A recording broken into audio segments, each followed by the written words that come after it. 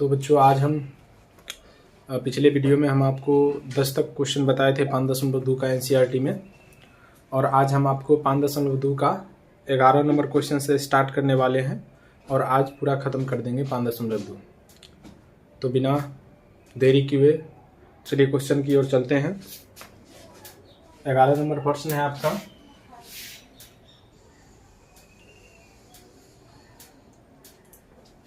ग्यारह नंबर प्रश्न देखिए।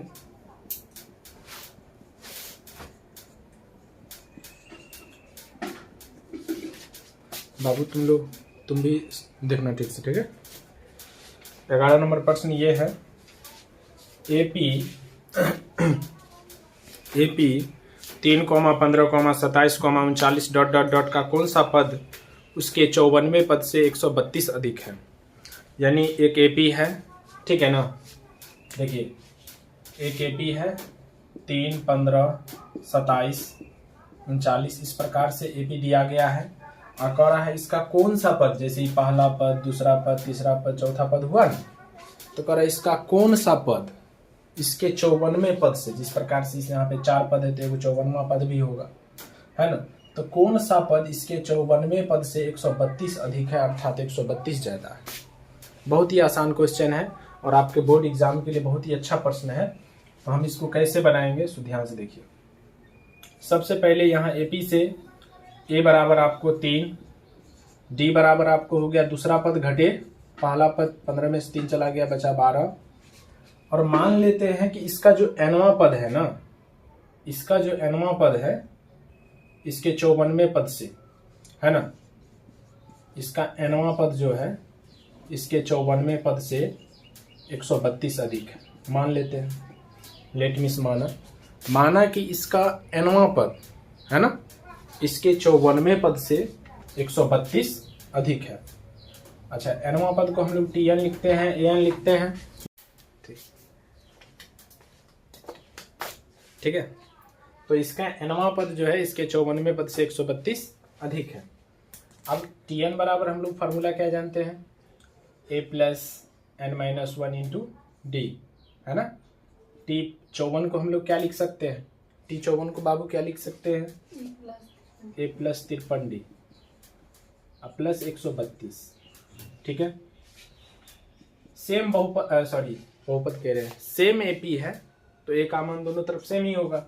हम ए का मान यहाँ पे रख देते हैं 3 plus n-1 into d, d का मान हमको 12 प्राप्त हुआ, इसको भी रख देते हैं। ए का मान 3 प्लस 53 गुने डी, डी का मान 12 प्लस 132। ए यहाँ पे सेम और डी भी सेम इसलिए होगा क्योंकि एक ही बहुपद, बहुपद कह रहे हैं, एक ही एपी में ये काम हो रहा है, एक ही एपी में है, एक ही एपी में 54वां मतलब कोनो nवां पद है वो जो है 54वें पद से 132 ज्यादा है। अब देखिए 3 प्लस इसको हम 12n-12 गुना करके लिख देते 12n-12, और ये आपको हो जाएगा 3 प्लस 53 गुने 12। तो 53 को 12 से हम लोग मल्टीप्लाई कर लेंगे, जैसे हम लोग बचपन में सीखे थे। 3 दूनी 6, 5 दूनी 10, 3 एकम 3, 5 एकम 5, 6 3 और 5 एक 6, 636 अब प्लस 132 नहीं। अब हम लोग क्या करेंगे, देखो 3 में से 12 घट रहा है तो 12n- 3 में से 12 चला जाएगा तो 9 माइनस में, और ये सभी पद आपस में जुटेंगे। देखिए सभी अंक आपस में जुटेंगे, 132 उसमें 3 को जोड़ दीजिए, 6 2 8 3 11 के एक हाथ में 1, 3 3 6 1 7 6 1 7 771।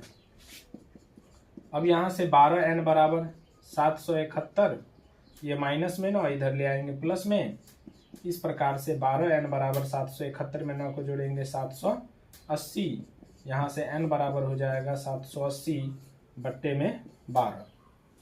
देखिए कटने वाला है तो काटिए इसे,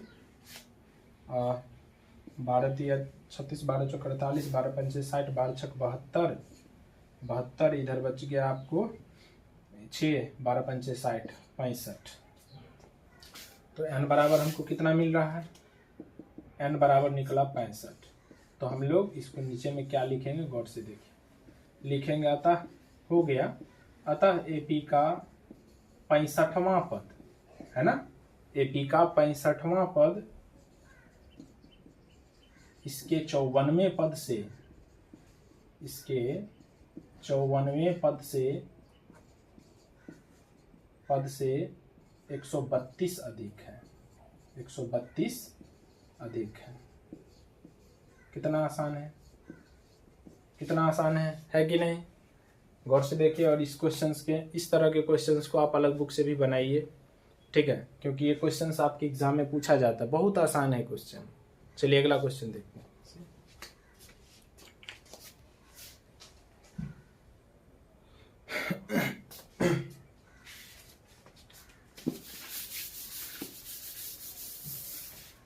अगला क्वेश्चन क्या है? 12 नंबर क्वेश्चन है, बहुत ही अच्छा प्रश्न है ये भी। कह रहा है दो समांतर श्रेणियों का सार्वंतर समान है, यानी डी का मान बराबर है, ठीक है। दो एपी है जिसमें डी बराबर है, ठीक है। यदि इनके 100वें पद का अंतर 100 है तो इनके 1000वें पद का अंतर क्या होगा? बहुत ही अच्छा प्रश्न है और ये आपका एक समझिए केस भी होगा इसमें, ठीक है। एक तरह से आप केस भी इसमें लेकर चल सकते हैं इसको। दो एपी है तो मान लेते हैं, माना कि पहले एपी का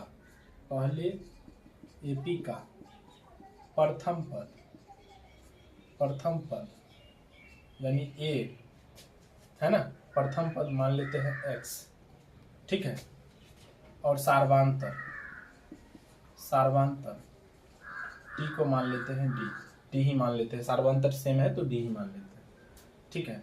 इसको A1 ऐसे करके चलने दीजिए। दूसरे एपी का प्रथम पद A1, इसको मान लीजिए y। दो एपी है तो पहले एपी का प्रथम पद हम लोग मान लिए x, सार्वंतर d, क्योंकि सार्वंतर दोनों में सेम है तो हम d n कुछ भी मान सकते हैं, है ना। दूसरे एपी का प्रथम पद y और इसका भी सार्वंतर क्या हो जाएगा? सार्वंतर d ही मान लेते हैं, ठीक है, सार्वंतर d। और पहले एपी के nवां पद को हम मान लेते हैं an और दूसरे एपी के nवां पद को मान लेते हैं tn। पहले एपी के nवां पद को मान लेते हैं an चाहे tn, इसी को an मान लेते हैं, ठीक। और दूसरे एपी के nवां पद इसको मान लेते हैं tn। चूंकि ये दोनों सेम ही होता है लेकिन हम यहाँ पे मान लिए हैं ताकि कोई कंफ्यूजन ना रहे। अब क्वेश्चन सुनिए, क्वेश्चन में कह रहा है कि दोनों एपी के सार्वंतर समान हैं यदि इनके 100वें पद का अंतर 100 है। 100वें पद यानी जैसे nवां पद हुआ ना, nवां पद को n माने है ना, तो इस प्रकार से यहाँ पर A100 यानी 100वां पद और T100, ये दोनों का अंतर आपको दिया हुआ है 100। ये पहले से दिया है किताब में, ये पहले से आपको दिया है। चूंकि 100वें पद का अंतर समझ रहे हो, A100 पहले एपी के nवां पद को हम लोग माने an, तो ये A100 दूसरे एपी के nवां पद को क्या माने? tn, तो ये हो गया T100। 100वें पद का अंतर के मतलब घटाओ, कितना? 100। अब A100 को हम लोग क्या लिख सकते हैं?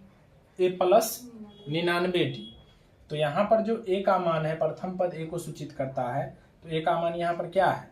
x है, तो x प्लस 99D, क्योंकि D तो दोनों का सेम है ना, माइनस का चिन्ह है बीच में दे दिए। T100 दूसरे एपी का nवां पद को हम लोग माने हैं tn, तो T100 को यहाँ भी क्या लिखेंगे? A प्लस 99D, और यहाँ पर A का मान जो है हम लोग क्या माने हैं? y प्लस 99D बराबर कितना हो गया? 100। अब यहाँ पर गौर से देखिए, x plus 99D minus y plus गुने माइनस 99D बराबर 100। 99D प्लस में 99D माइनस में कैंसिल, x माइनस y बराबर कितना मिला? 100। x माइनस y बराबर कितना मिला? 100।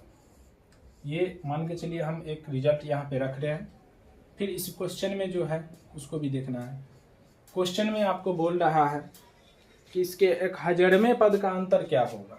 सेम मतलब 100 का अंतर दिया, 1000वां का देखना है, तो हम लोग ऐसे लिखेंगे, इसीलिए a 1000 माइनस t 1000 लिखेंगे ना।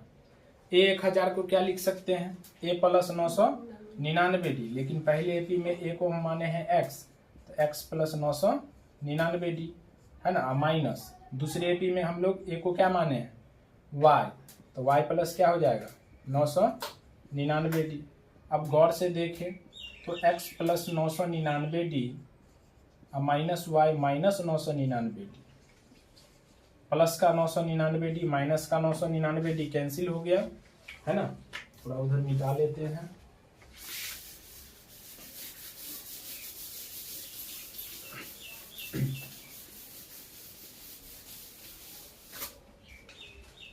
तो इस प्रकार से x माइनस वाई बराबर हमें मिला, x माइनस वाई सिर्फ हमको मिला x minus y, x minus का y। लेकिन आप समीकरण यहाँ पर देखिएगा, इसको अगर एक मान के चलते हैं तो इसको देखिए गौर से, x माइनस वाई पहले से आप कितना प्राप्त करके रखे हैं 100 मिला है ना। x माइनस वाई का मान पहले से हमें कितना मिला है 100, तो यहाँ 1000वें पद का अंतर क्या मिला 100, तो यहाँ पर लिख दीजिए a 1000 माइनस t 1000 बराबर 100। तो हम लोग लिख सकते हैं, अतः दोनों एपी के 1000वें पद का अंतर भी 100 ही होगा। 1000वें पद का अंतर 100 होगा, ऐसे लिखिए। क्या समझ में आया? ये आसान है कि नहीं? आसान है, आप लोग भी समझिए, ये बहुत ही आसान है। अगर यहाँ पर हमको 20,000वां पद के अंतर भी कहा जाता है ना, और जिसमें डी समान हो है ना, और प्रथम पद भिन्न भिन्न हो, अगर 1000वां पद नहीं, अगर 20,000वां पद भी 1,00,000वां पद भी कहता ना, तब उसका अंतर भी क्या होता 100 ही होता। तो ये एक प्रकार का केस है, मतलब इस क्वेश्चन के सहारे समझ सकते हैं। चलिए अगला क्वेश्चन हम लोग देखते हैं।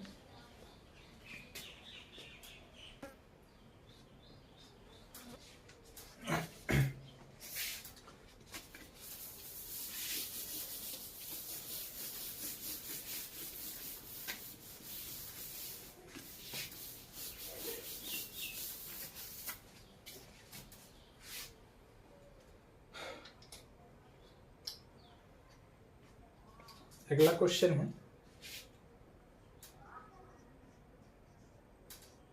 बहुत ही फेमस क्वेश्चन है, कई बार आपके एग्जाम में पूछा हुआ प्रश्न है, 13 नंबर क्वेश्चन, और हमारे हिसाब से ये बोर्ड एग्जाम के लिए बहुत ही बेस्ट और बेस्ट क्वेश्चन है। ठीक है, 3 अंकों वाली कितनी संख्याएं 7 से विभाज्य हैं?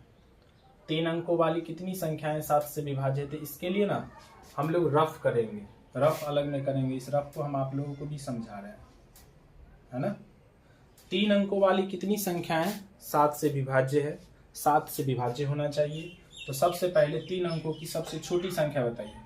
तो 3 अंकों की सबसे छोटी संख्या कितना होता है 100। कितना होता है 100, उसमें 7 से भाग देंगे। ये निकालना सिखा रहे हैं, जो कैसे आप 7 से विभाजित होने वाली सबसे छोटी और सबसे बड़ी संख्या 3 अंकों में देख सकते हैं। 7 एकम 7, 3 शेष 0 है ना, 7 चौक 28, 2 0, ये आपका क्या बना 2 शेष बना। तो 3 अंकों से विभाजित होने 3 अंकों की संख्याएं जो 7 से विभाजित होगी, सबसे छोटी संख्या क्या बनेगी 3 अंकों में जो 7 से विभाजित होगी, उसके लिए बता रहे। सबसे छोटी संख्या बनेगी 100 प्लस भाजक माइनस शेषफल, यानी 7 माइनस 2। ये एक तरह का फार्मूला है, ध्यान में रखिएगा। 7 में से 2 चला गया, 5 बचेगा, और ये बन गया 100 प्लस 5 अर्थात 105।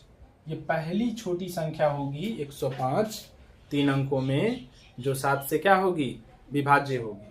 अब आप क्या करेंगे, 7 इसमें जोड़ते चलेंगे और आपको अंक मिलते चलेगा।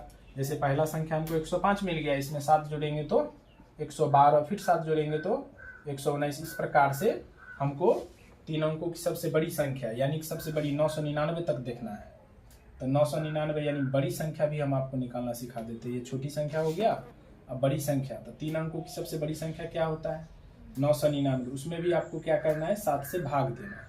7 एकम 7, 9 में से 7 चला गया 2, ये 9, 7 चौक 28। ठीक है, 9 में से 8 चला गया 1, 2 में से गया 0, 19, 7 दूनी 14, 7 दूनी 14, 1, 9 में से 4 गया 5, इधर से घटाना है भाई। ठीक है, 9 में से 4 गया 5। अब क्या करना है? अविशिष्ट संख्या सबसे बड़ी जो 7 से विभाजित होगी उसमें सबसे बड़ी 3 अंकों में है, सबसे बड़ी संख्या 3 अंकों में जो 7 से विभाज्य होगी। ठीक है, उसके लिए आपको कुछ नहीं करना है। जो यहाँ पे भाज्य दिया हुआ है 999, उसमें से डायरेक्ट आप शेष को क्या करेंगे? घटा लेंगे। 999 में से 5 चला गया 994, यानी 994 अंतिम संख्या है आपका जो 7 से क्या है? विभाज्य है। जो 7 से क्या है? विभाज्य है। तो एपी का टर्म हमको क्या बना? 3 अंकों वाली कितनी संख्या 7 से विभाज्य है? तो एपी का टर्म बना पहला 105, दूसरा बन गया 112, तीसरा 119। इस प्रकार से लास्ट का 3 अंकों में सबसे बड़ी का क्या बना? 994। अब आराम से कितनी संख्याएं 7 से विभाज्य, यानी आप गौर से देखिए इस एपी में हमें क्या देखना है? एन देखना है। नहीं, आप गौर से देखिए, ए आपको पता चल गया, ए बराबर कितना? 105। डी बराबर कितना? 112 माइनस 105 यानी कि 7। टी एन आपको अंतिम पद पता है जिसको एल से भी सूचित कर सकते हैं 994, और आपको एन निकालना है। जो एन आएगा उतनी संख्याएं 7 से विभाज्य है 3 अंकों में। ठीक है, अब यहां पर क्या करते हैं? टी एन बराबर हम लोग क्या जानते हैं? टी एन बराबर जो दिया वो लिख देते हैं, लेकिन टी एन बराबर क्या होता है? A plus n minus 1 into d बराबर 994। ठीक है, ए का मान 105 plus n minus 1 into d, d का मान है, डी का मान 7 मिला है बराबर 994। ये आपको बन जाएगा 7 इंटू एन माइनस 1 बराबर 994। ये प्लस में 105 इधर ले आएंगे माइनस में। इस प्रकार 7 इंटू एन माइनस 1 बराबर 994 में से 105 चला गया, 10 में से 14 में से 5 चला गया 9, और ये 8 में से 0 8, और 9 में से गया 8, 889। 7n माइनस 7 बराबर 889। यहाँ से 7n बराबर हो जाएगा 889। माइनस में 7 जब आप बराबर के उस तरफ ले जाएंगे तो ये प्लस में हो जाएगा। अब यहाँ से देखिए 7n बराबर आपको मिला 889 में 7 को जोड़िए, 9 9 7 16, 16 के 6 हाथ में 1, 8 1 9, फिर 8, 896। यहाँ से n बराबर देखिए 896 बट्टे 7 काटिए तो 7 एकम 7 कटना चाहिए। 7 एकम 7 19, 7 दूना 14, 5 7 8 56। n बराबर कितना? 128। n बराबर कितना? 128। लास्ट में मेरे प्यारे बच्चों, लास्ट में आप ये लिखेंगे, अतः 128 3 अंकों में 128 संख्या 7 से क्या है? विभाज्य है। यानी 3 अंकों में कुल 128 संख्याएं 7 से पूर्णतः विभाज्य है। बस हो गया। चलिए अगला क्वेश्चन, ये बहुत ही आपके बोर्ड एग्जाम के लिए बहुत ही अच्छा क्वेश्चन है ना? चलिए लिखिए, अगला क्वेश्चन देखते हैं। अगला प्रश्न है 14 नंबर क्वेश्चन। 10 और 250 के बीच 4 के कितने गुणज? बहुत ही अच्छा क्वेश्चन है, आपके एग्जाम में पूछा हुआ प्रश्न है। 10 और 250 में 4 के कितने गुणज हैं? तो एक तरह समझिए ना, जिससे विभाज्य हो जाए, है ना? 10 और 250 के बीच 4 के गुणज पहाड़ा पढ़ सकते हैं आप। एपी का टर्म देखिए क्या बनेगा। 4 तिया 12 पहला होगा, 4 तिया 12, 4 चौके 16, 4 पंचे 20, 2 3 टर्म इधर का 250 के बीच देखना है ना। तो 250 में 4 से हम लोग क्या करना है? भाग दे देना। 4 छक 24, 5 में से 4 गया 1, 2 में से 2 गया 0 0, 4 दूनी 8, 2 0 शेष तो 250 में से डायरेक्ट अंतिम संख्या के लिए, बड़ी संख्या के लिए 250 में से शेष को घटा दीजिए। 250 में से शेष 2 है, यानी 248 अंतिम वाला है ना।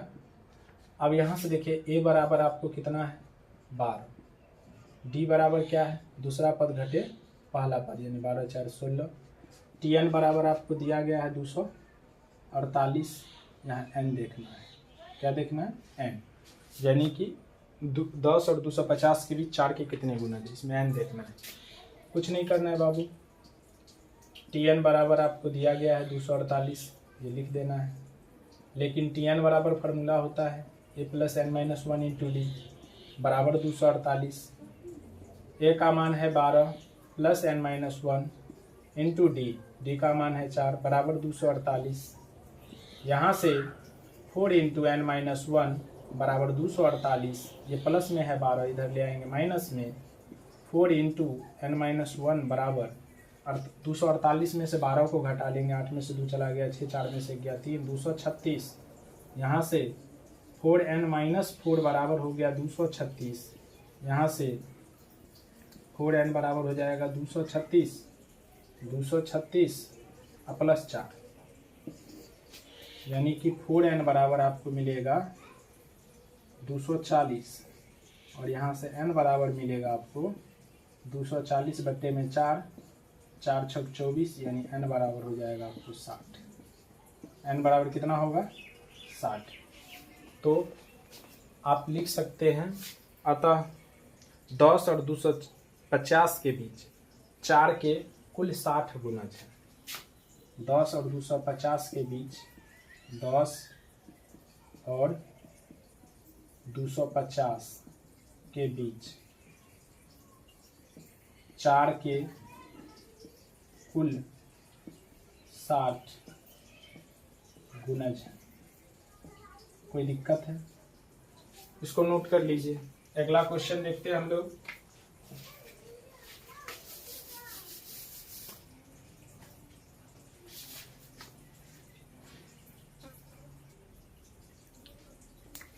पंद्रह नंबर क्वेश्चन देखिए।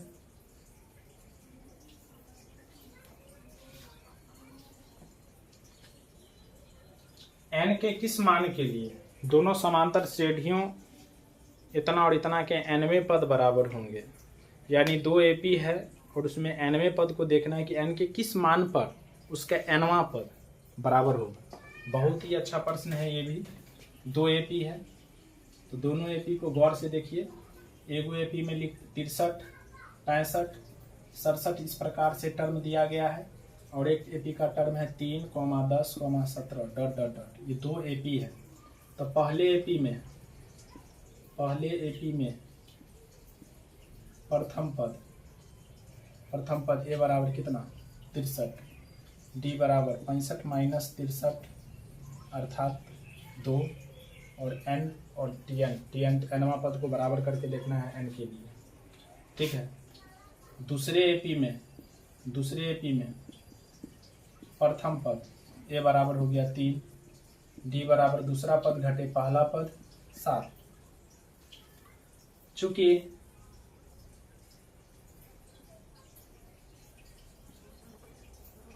दिए गए एपी के एनवें पद बराबर होंगे।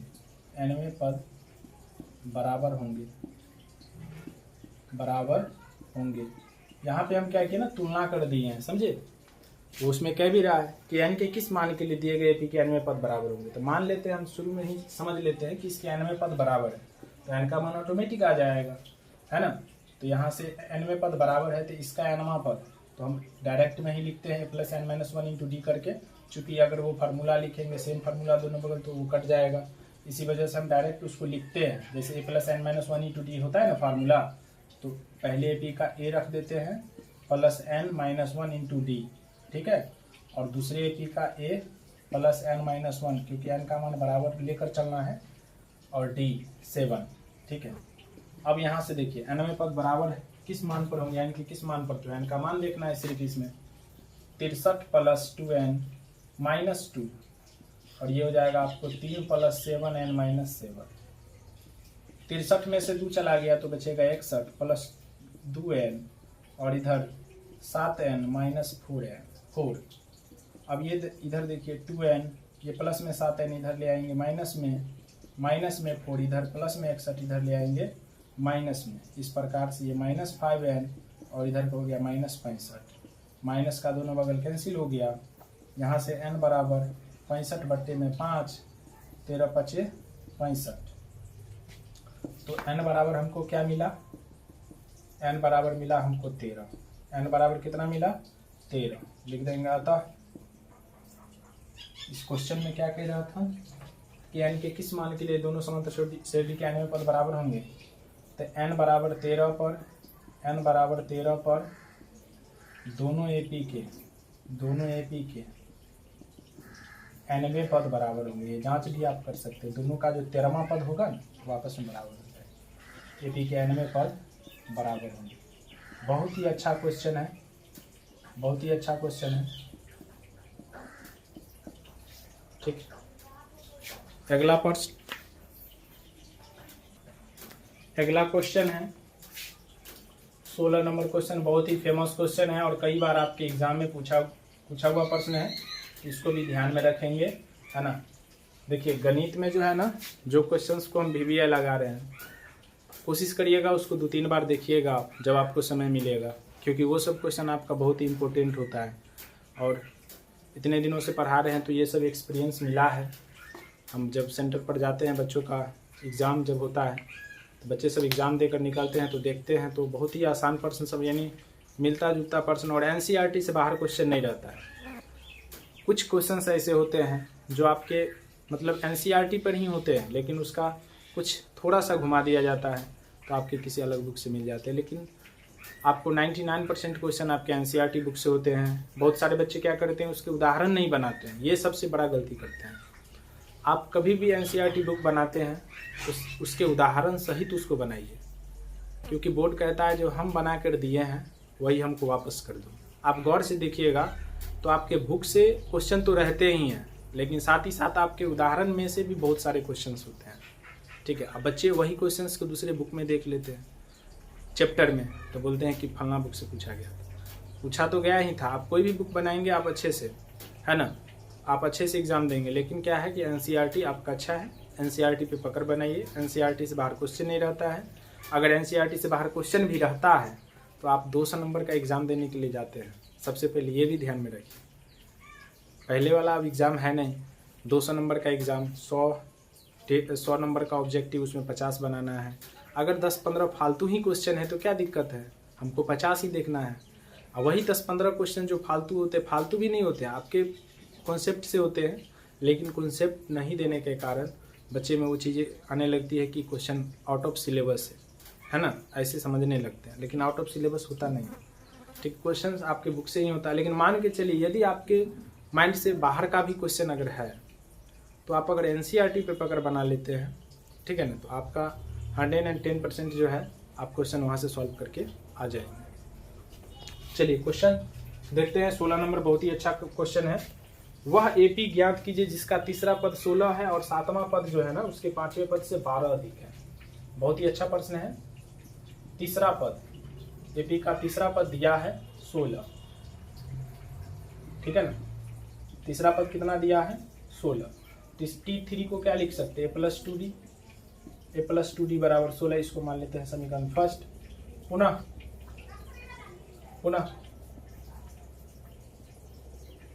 उसका जो 7वां पद है ना उसके 5वें पद से 12 अधिक है, 12 ज्यादा है। तो T7 को लिख सकते हैं प्लस 6D और T5 को लिख सकते हैं प्लस 4D प्लस 12। दोनों बगल A सेम है, कैंसिल हो गया। 6D प्लस में 4D इधर ले आएंगे माइनस में, बराबर 12। 6D में से 4D चला गया तो 2D बराबर 12। यहाँ से D बराबर आपको हो जाएगा 12/2, 2 छक्के 12, यानी D बराबर कितना मिला 6। D बराबर कितना 6। अब इस मान को समीकरण 1 में रख देते हैं। समीकरण 1 में D का मान रखना, ठीक है। तो समीकरण 1 अपने पास है A प्लस 2D बराबर 16। यहाँ से A प्लस 2 गुने D 6 बराबर 16, 6 दूनी 12, ए प्लस 12 बराबर 16। यहाँ से ए बराबर हो जाएगा 16, ये प्लस में 12 इधर लाएंगे माइनस में। इस प्रकार से ए बराबर 12 4 16 यानी ए बराबर 4। ए बराबर कितना 4। इस क्वेश्चन में हमको ए पी देखना है, तो ए और डी मिल गया तो ए पी तो आराम से आ जाएगा। ए पी का प्रथम पद यानी T1, T1 T2 T3 T4 इतना तक देख लेते हैं। T1 ए और ए बराबर कितना 4, T2 हो गया ए प्लस डी और ए का मान हो गया 4 प्लस डी 6, 6 4 10। T3 3 तक चलिए कोई बात नहीं। ए प्लस 2D 4 प्लस 2 गुने 6 यानी 4 6 दूनी 12 12 4 16। अतः एपी के 3 पद या एपी इस प्रकार है। अतः एपी इस प्रकार है 4, 10, 16 डॉट डॉट। यही आंसर होगा। कितना अच्छा क्वेश्चन है, बहुत ही प्यारा क्वेश्चन है आपके बोर्ड एग्जाम को लेकर भी। ठीक है, अगला क्वेश्चन।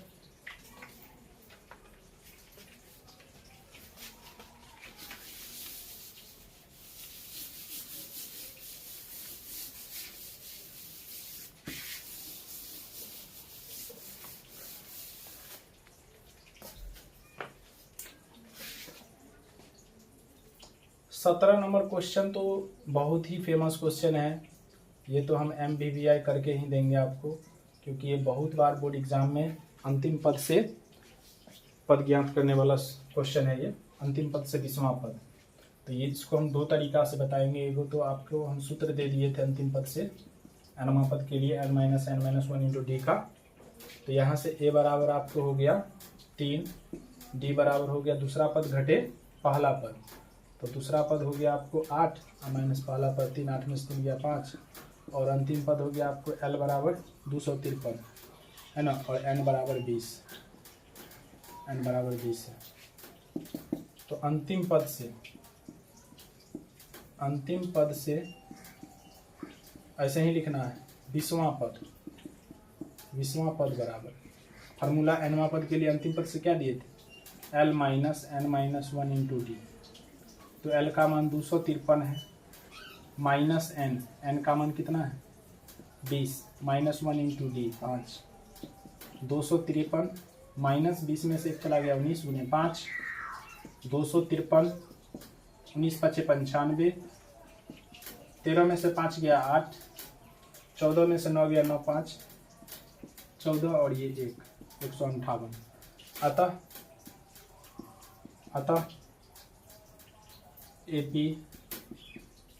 एपी का अंतिम पद से 20वां पद, एपी का अंतिम पद से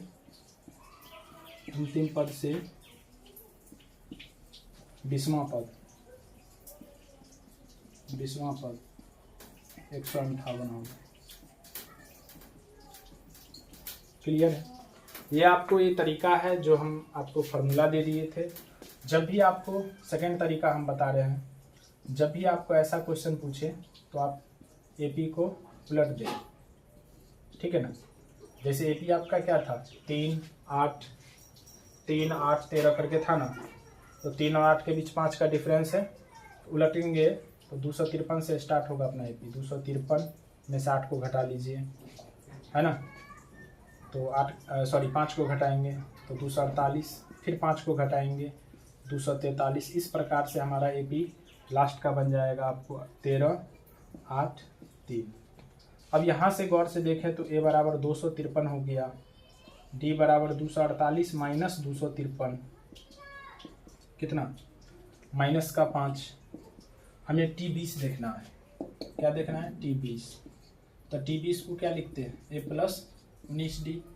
ए का मान आपको हो गया 253 प्लस 19 गुने डी का मान माइनस का 5 है 253 19 5 95 प्लस गुने माइनस 158 लिख देंगे। अतः अंतिम पद से 20वां पद 158 होगा। कितना आसान है।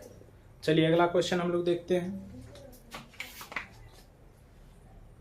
आपको हम हिंट दे देते, बहुत ही अच्छा प्रश्न है। और किसी एपी के चौथे और 8वें पदों का योग 24 है ना। चौथे और 8वें पदों का योग यानी T4 और T8 का योग है 24। यहाँ से आपको इक्वेशन बन जाएगा, T4 को आप लिख देंगे a+3d और T8 को a+7d बराबर 24। ये हो जाएगा 2a + 7 3 10d बराबर 24। अगर हम दोनों में से 2 कॉमन लेते हैं तो a+5d बराबर 24, 12 दूनी 24 काट सकते हैं। a+5d बराबर कितना 12। इसको मान लेते हैं समीकरण फर्स्ट। पुनः कह रहा है कि इसके जो है ना छठे और 10वें पदों का योग है 44, यानी T6 + T10 बराबर है 44 है, 44 दिया है। T6 को हम लोग लिख सकते हैं a+5d और T10 को लिख सकते हैं a+9d बराबर 44। यहाँ से 2a + 9 5 14 14d बराबर 44। यहाँ से 2 अगर कॉमन कर ले दोनों में से तो a+7d बराबर 44 काट सकते हैं 2 से, 22 दूनी 44। यहाँ से आपको a+7d बराबर कितना बना 22। ये हो गया आपको समीकरण 2। समीकरण 1 और समीकरण 2 है ना। समीकरण 1 और समीकरण 2 को जब आप हल करेंगे तो वहाँ से आपको a और d आपको मालूम चल जाएगा, और जब a और d पता चल जाएगा तो हम वहाँ से AP के प्रथम 3 पद यानी T1 T2 T3 निकाल सकते हैं। T1 बराबर a, T2 बराबर a+d, T3 बराबर a+2d। ठीक है, चलिए अगला क्वेश्चन देखते हैं। बहुत गर्मी भी है ना। अगला क्वेश्चन देखिए। सुब्बा राव नाम का एक व्यक्ति है। 1995 में 5,000 रुपये के मासिक वेतन पर अपना कार्य आरंभ किया। यानी एक तरह समझ सकते हैं कि 5,000 रुपये के मासिक वेतन में कहीं वो काम करना स्टार्ट किया। महीने का 5,000, 1995 की बात है। प्रत्येक वर्ष 200 रुपये की वेतन में वृद्धि प्राप्त की, यानी वेतन में वृद्धि 200 रुपये का होता गया हर साल। ठीक है, काम स्टार्ट किया था 5,000 पर, है ना। मासिक वेतन था उसका 5,000 और साल में जो है उसका 200 रुपया बढ़ता था महीना में। ठीक है, कह रहा है कि बताइए किस वर्ष सुब्बा राव का वेतन 7,000 रुपया हो जाएगा। बहुत ही अच्छा क्वेश्चन है, लाजवाब क्वेश्चन है ना। 1995 में मान के चलिए वो कार्य आरंभ किए 5,000। ये तो आप लोग ऐसे भी देख सकते हैं, है ना। तो ए बराबर आपका हो गया 5,000, नहीं शुरू में वो 5,000 पर काम स्टार्ट किए थे, और डिफरेंस साल में हो रहा है आपका, है ना। डी 200 रुपये की वृद्धि होती गई, यानी डी बराबर 200, और किस वर्ष यानी एन हमसे पूछा जा रहा है, और 7,000 रुपया हो जाएगा, यानी 7,000 रुपया आपका एक एनवा पद दिया गया है। यानी किस वर्ष सुब्बा राव का वेतन 7,000 रुपया हो जाएगा। बहुत ही अच्छा प्रश्न है। चलिए Tn बराबर 7,000, Tn को हम लिख सकते हैं a+n-1 इंटू डी बराबर 7,000। ठीक है, और ए का मान यहाँ पे 5,000 रुपया plus n-1 into D, n-1 into d, D 200 रुपया बराबर 7,000 रुपया। अब क्या करते हैं ना, 200 रुपया इंटू n-1 बराबर कितना 7,000 रुपया में से 5,000 रुपया को क्या करेंगे माइनस 200 रुपया इंटू n-1 बराबर 2,000 रुपया। यहाँ से n-1 बराबर मिलेगा 7,000 रुपया बट्टे में 200 रुपया, 200 रुपया। ठीक है, रुपया से रुपया मात्रक हुआ, ये कैंसिल हो गया, 0 से 0, 0 से 0, 2 है के 0 से 0, 35 गुना 70, सॉरी यहाँ पे 2,000 होगा बट्टे में 200 रुपया, वो 7,000 लिख दिए थे, गलती से हो गया। ठीक है, 2 दाएँ के 10, n-1 बराबर कितना 10, यहाँ से n बराबर कितना 10 1 11।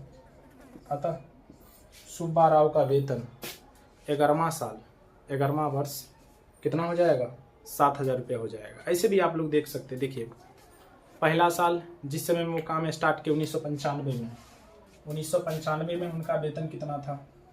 1995 में उनका वेतन 5,000 पर वो स्टार्टिंग किए थे। फिर 1996 में उनका वेतन हो जाएगा 5200 रुपया, 97 में 5400 है ना, 98 में 5600 और 100वां वर्ष में कितना, ये हो जाएगा 58 है ना।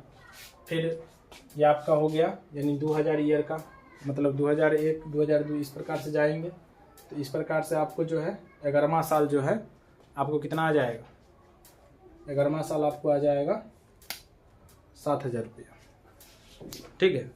अगला क्वेश्चन बहुत ही आसान है, इसमें हम आपको बता देते हैं। रामकली नाम की एक बच्ची है, वो प्रथम सप्ताह में 5 रुपये की बचत करती है और अपनी साप्ताहिक बचत जो है 1.75 रुपये बढ़ाती है। nवें सप्ताह में उसकी साप्ताहिक बचत हो जाती है 20.75 रुपया। तो बताइए n ज्ञात कीजिए, यानी कितना सप्ताह में वो 20.75 रुपया वो जमा कर लेगी। ठीक है, तो Tn आपको दे दिया है 20.75, n आपको निकालना है, a बराबर 5 है, d बराबर 1.75 रुपया है।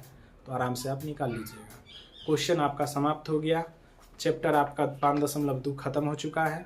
5.3 के लिए कल हम आपको कुछ इसमें केस बता देंगे। वैसे हम आपके थ्योरी इसको लूट किए हुए हैं। कुछ बच्चे कमेंट किए थे कि थ्योरी सर आप शुरू से पहले थ्योरी दीजिए। तो भाई मेरे जो भी है, आप बहुत अच्छा कमेंट किए। कमेंट चूँकि आप नहीं देखे होंगे इसलिए ऐसे किए, लेकिन आप जाके देखिए वीडियो में, हम आपके एपी का टोटल थ्योरी दिए हुए हैं। अगर उसमें भी अगर आपको कोई दिक्कत होता है तब आप कमेंट कीजिए, कोई दिक्कत नहीं है, लेकिन पढ़िए, है ना। बहुत अच्छा भी लगा, कमेंट किए, बहुत अच्छा लगा। चलिए ठीक है, मिलते हैं अगले वीडियो में, तब तक के लिए इतना है।